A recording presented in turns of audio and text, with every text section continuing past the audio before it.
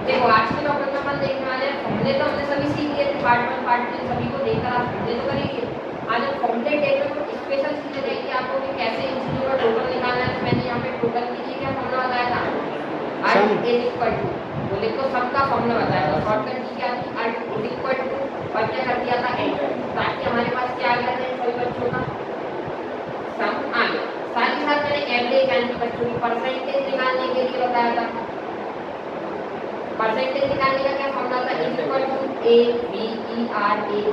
Average tab key का use किया था, उसके बाद मैंने सभी पार्ट का क्या कर लिया था, सिलेक्शन करके एंटर करा दिया, जिससे क्या आ गई थी मेरे सामने सभी बच्चों की वैल्यू आ गई थी। मुझे ये बताओ यहाँ पे मैंने यहाँ पे फॉर्मूला लगाया तो मैं फॉर्मूला बाद में लिख रहा है, यहाँ पे फॉर्मूला लगाया ये भी हमको फॉर्मूला बाद में लिखा है। तो अगर हम चाहते हैं कि फॉर्मूले हमको यहाँ पे डायरेक्ट फॉर्मूले हो, वैल्यू हो ना, हमको सिर्फ फॉर्मूले पता करना है, तो हम कौन से टाइप में पढ़ने वाले हैं, फॉर्मूले का फॉर्मूला टाइप में सबसे पहले हमने यहाँ पे ऑटो सम में कुछ फॉर्मूले देख लिए थे, सम एवरेज काउंट नंबर मैक्स के लिए फॉर्मूले हम देख चुके हैं। रिसेंटली इसमें हमारे जो अभी रिसेंट में यूज किए वो फॉर्मूले देखने को मिल जाएंगे। फाइनेंशियल में भी हमने बहुत सारे आगे मैंने लॉजिकल फॉर्मूले में आपको एंड इफ के फॉर्मूले बता दिए थे, नॉट के और के हमने क्लियर कर लिए। यहाँ पे जाके हमने देखा था कि कैसे हम लोअर फॉर्मूले का मिड फॉर्मूले का प्रॉपर इन सभी चीज़ों का यूज देख लिए थे। ऐसे और भी फॉर्मूले आप लोग यहाँ से फॉर्मूले हमने शॉर्ट वीडियो में इंपॉर्टेंट वीडियो फॉर्मूले देखे। आज का टॉपिक हम देख रहे हैं यहाँ से क्या है भाई, ये हमारा फॉर्मूला ऑडिट। क्या लिखा हुआ है, फॉर्मूला ऑडिटिंग। मैं बात करता हूँ फॉर्मूला ऑडिटिंग की, तो जरा ध्यान से देखना थोड़ा। फॉर्मूला ऑडिटिंग में सबसे पहले कुछ चीजें लिखी है, जैसे क्या लिखा हुआ है, सबसे पहले ट्रेस प्रेसिडेंट, ट्रेस डिपेंडेंट क्या होते हैं भाई। मान लीजिए मुझे यहाँ पे ये चीज पता करनी है कि मेरा डेटा कहाँ पर लिखा हुआ है, तो मैं क्या करूँगा भाई, यहाँ पे देख ये परसेंटेज किसकी वैल्यू है, इन पांचों की वैल्यू चाहिए ना, इसका सम इसका सम इसका सम, इन्हीं चीजों से बनके परसेंटेज बन गई। बात अगर मैं करूँ टोटल की, तो टोटल कहाँ से आया, इन पांच वैल्यू के सम से आया। चलो मैं दूसरी नजरिए से बोलूँ तो भाई ये कहाँ पर गया, इसका सम कहाँ पर गया, यहाँ पर गया है। तो मैं यहाँ पे अगर किसी भी चीज को शो कराना चाहूँ तो मैं क्या करूँगा भाई, कुछ ऑप्शन का यूज करूँगा। जैसे जरा ध्यान से देखो, यहाँ पे पहला ऑप्शन क्या है, ट्रैक पेंडेंस। इसका मतलब ये है कि ये वैल्यू पाई के सबसे बड़ी है। जैसे मैंने यहाँ पे टोटल पे क्लिक किया और पाई पे कर दिया ट्रैक पेंडेंस। अब देखो ये हमको एरिया करके बता रहे हैं कि इस यहाँ से लेके यहाँ तक का जो एरिया है वो सम होते कहाँ निकाल रहा है, यहाँ तक बता रहा है। बात अगर मैं दो वैल्यू यहाँ पे लिखती, मैंने यहाँ पे लिखी 2, यहाँ पे लिखती 22 और यहाँ पे लिखती 2, अगर मैं इनका क्या निकालता हूँ, is equal to X square sum tab key का यूज करके फॉर्मूला लगा के आगे वैल्यू निकालता हूँ और एंटर करता हूँ, क्या बता रहा है 26।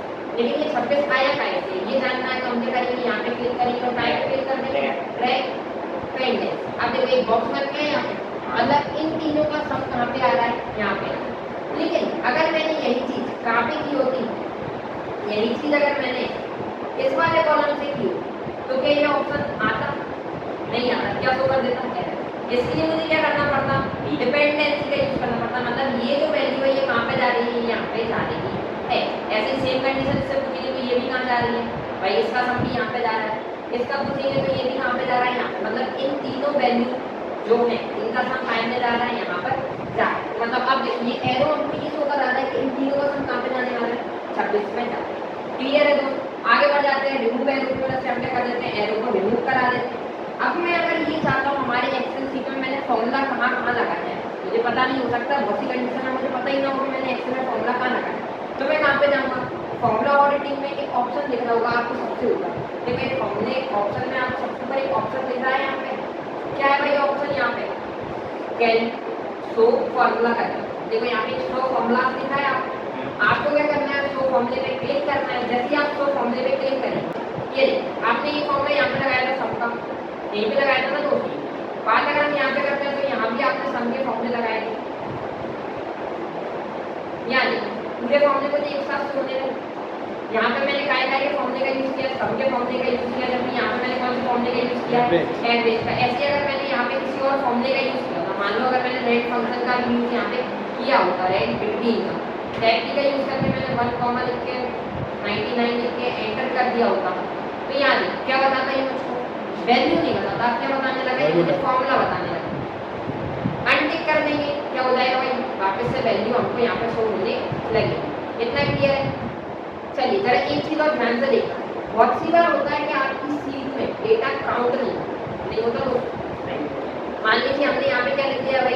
देखना जरा ध्यान से, मैंने यहाँ पे क्या लिख दिया 2, 22 और 2 कितना नहीं हमारा 26। अभी अगर मैं यहाँ पे आके 2 की जगह क्या कर दूँ 88 ऑटोमेटिक सम होगा, लेकिन मैं चाहता हूँ कि ये सम ना हो, तो क्या करूँ?